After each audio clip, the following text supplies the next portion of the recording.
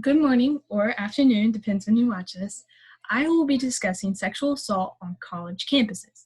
The first encounter was in the early 1957, and it was a study, no broadcasting or reports yet, about sexual assault up until May 2011.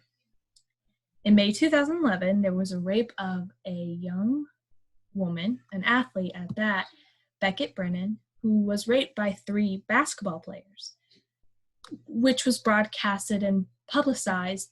Also, meanwhile, in May 2011, on the campus of Yale, Delta Kappa fraternity was marching around campus chanting, "No means yes, yes means anal," which is pretty shocking, but also they were holding a poster that says, "We love Yale sluts."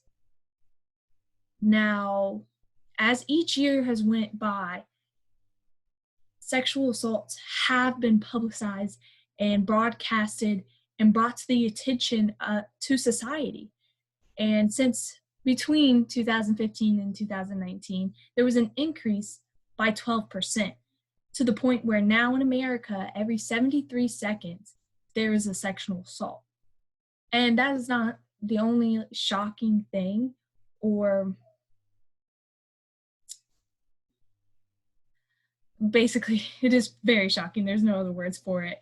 Another shocking point is the effects for victims, which is depression, suicidal thoughts, drug use, PTSD, which can last up to 9 months after. But not only that, you have self-harm, pregnancy, which can lead to self-harm for both the mother and the child because how the child was conceived. A mother doesn't want that usually, and not even putting their bodies through it for adoption is what mothers choose when they are raped and have a baby inside because of it. Another is STD, eating disorder. Most of the effects are things that deteriorate at a person's health because of the traumatic event. And it's a huge obstacle for some of these people is the effects afterwards. And some of the obstacles for people who deal with sexual assault, like we saw on the hunting ground in class, which is what compelled me to want to research about the topic. When watching The Hunting Ground, the documentary, I was astonished by the things that was revealed to us. Not many people on campuses know about this, and the statistics or anything of the such, or even people outside of campuses don't even know. And this opened my eyes, and I wanted to understand what is some of the effects and obstacles behind sexual assault on college campuses. And some of the obstacles for the girls that they talked about, even the men, was that they were asked, well, what was you wearing? What did you drink? How did you say no? Which should not be what is asked of the victim. They should be asked what happened, but if they say no, but not in the right way, that's not what matters. They were still, without their consent, was sexually assaulted. And another thing is that administrators, even when dealing with this, and they actually take the reports, there's no expulsions. There's none. And usually it's because they fear the accuser more than the victim, because sometimes the accusers will sue because their name is being smeared, which makes them seem guilty. However, I mean, the University of Virginia, supposedly they had approximately 230 reports and 0 expulsions, which is, it makes you wonder, like, how is that even possible that there are 0?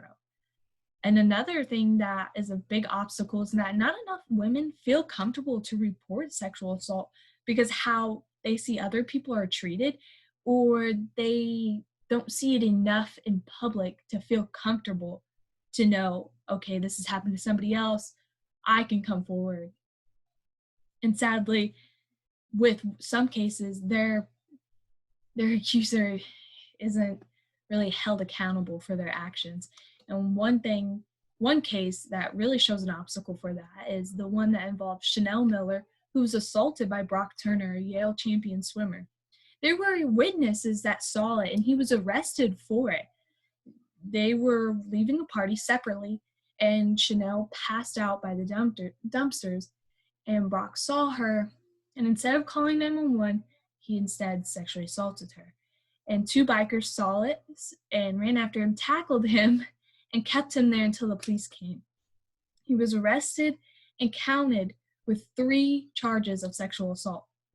And he only served 3 months. That wasn't his first sentence, because his sentence was originally like 5 to 8 years. But because of good behavior, he was let out early and only served 3 months. And it makes you wonder, like, how is that even possible that he only served 3 months out of 5 years? And sadly, it's because of privilege. Not only is he white, he had money and a pretty good reputation, I would believe, because Yale wanted him back on their swim team even after everything happened. And sadly, that's not how he should be held accountable for his actions. And even people saw that and petitioned against him being released. And the judge that was in charge of it, Aaron Persky, was recalled, which means that he was voted out of office because of him releasing somebody early that did not serve the time that they should for a crime they committed. And I feel like there should be more, and there is. Preventions now that involve men even as allies take place today to help sexual assaults on college campuses.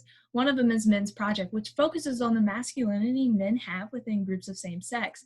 They did a study with athletic groups of guys on campuses, and they had mostly heterosexual males with like 2 homosexuals, and they had them in there and basically expose them to the oppression women or races have within society, and especially with sexual assault. And that toxic masculinity can definitely oppress all of that. And they learned in that group what it's like. Afterwards, the researchers asked them, what did you learn in this? And they said, honestly, it opened my eyes to how society is oppressed by toxic masculinity that guys push onto others. And soon enough, all men can see that they don't need toxic masculinity, clearly, because it causes problems. Another program that helps women is Green Dot. And the training they have is both physical and mental, that prepares them for any assaults that could happen on campuses or even off campuses. And most of the time, it's 14% higher at protecting them than having no training at all, which is how it should. We should have training. Women should have training on campuses to prepare them for the possibility of something happen. Because in the hunting ground, it was people the women knew, not strangers off the street. So women should be more prepared and cautious when going on to college campuses. And this is my works cited. And that is all. Thank you so much for listening. Have a fantastic day.